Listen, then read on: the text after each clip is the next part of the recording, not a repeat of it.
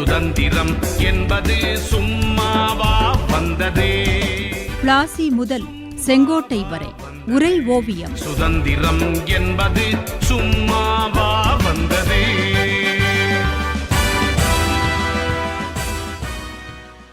லால் பால் பால் என தீவிர தேசியவாதத்தின் நாயகர்களான 3 பேரை குறித்து சொன்னீர்கள்.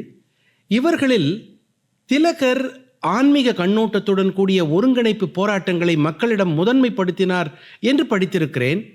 அவரால் எப்படி இதை வெகுஜன இயக்கமாக கொண்டு செல்ல முடிந்தது தாயே? மகனே சிவா, திலகன் இந்திய தீவிரவாத இயக்கத்தின் தந்தை என போற்றப்பட்டவன்.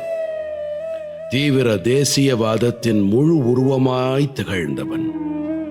அவன் பம்பாய் பல்கலைக்கழகத்தில் சட்டப்படிப்பு முடித்து பட்டம் பெற்றான் என்ற போதும் அரசு பணியில் சேராமல் தேச சேவையிலேயே ஈடுபட்டான். பாரம்பரிய கல்வியை மக்களுக்கு அளிப்பதில் தன் பெரும்பாலான வாழ்நாட்களை கழித்தான்.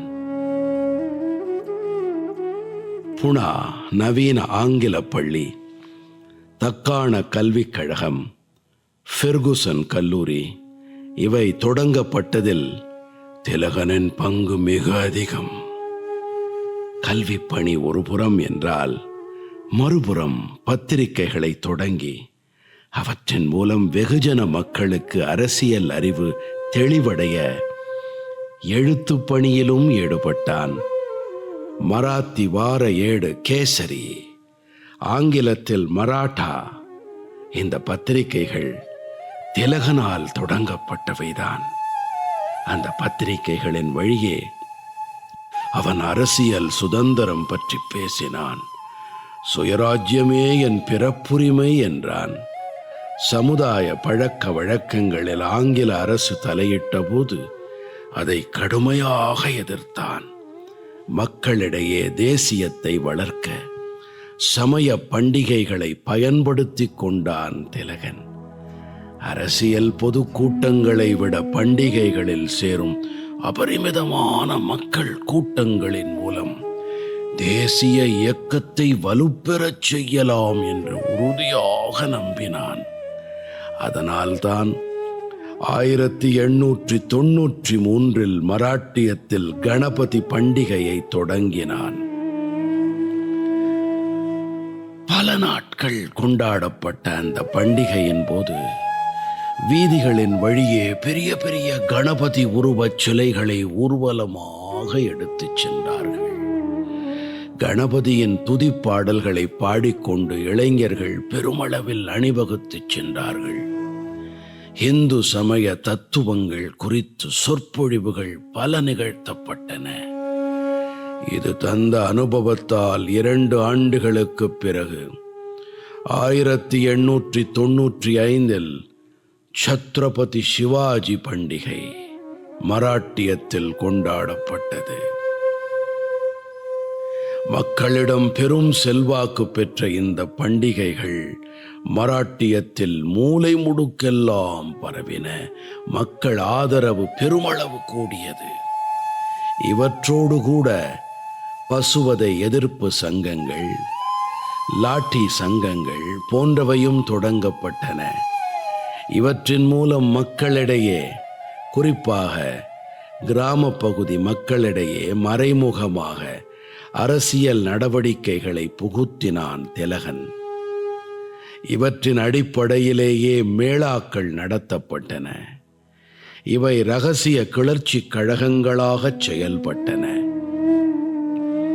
திலகனின் செயல்பாடுகளால் கவரப்பட்ட இளைஞர்கள் பலர் இந்த மேளாக்களில் சாரி சாரியாக திரண்டு வந்து சேர்ந்தார்கள்.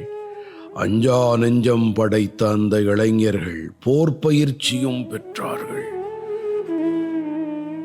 பல்வந்த் ராமச்சந்திர நட், ஹரிராமச்சந்திர நட் என நட் சகோதரர்கள் இருவரும் தான் இந்த மேளா இயக்கத்தை முன்னின்று நடத்தினார்கள். 1897 புனாவில் கொள்ளை நோய் பரவியது. அதன் நிவாரணப் பணியில் தன்னை முழுவதுமாக ஈடுபடுத்திக் கொண்டான் திலகன். அந்த நேரம் அதிகாரிகளின் அத்துமீறிய போக்கை கடுமையாக கண்டித்து விமர்சித்தான்.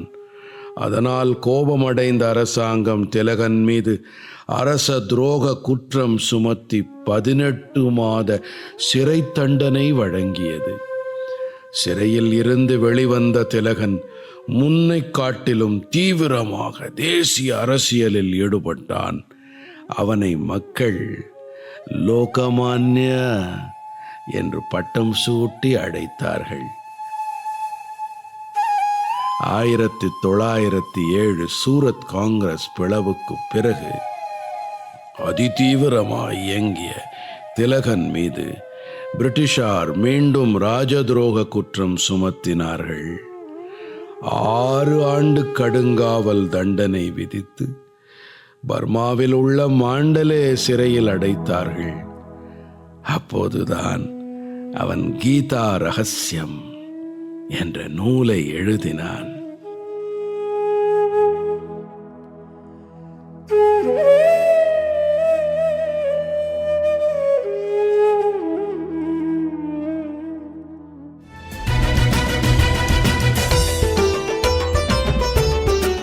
பிளாசி முதல் செங்கோட்டை வரை உரை ஓவியம் கேட்டீர்கள். ஆசி கூறி வாழ்த்திடவே அஞ்சிடுவார் பெரியோர், மாசு பேசி மயக்கிடவே முனைந்து நிற்கும் சுற்றம். இருந்த போதும் லட்சியத்தில் வீறு நடை போர்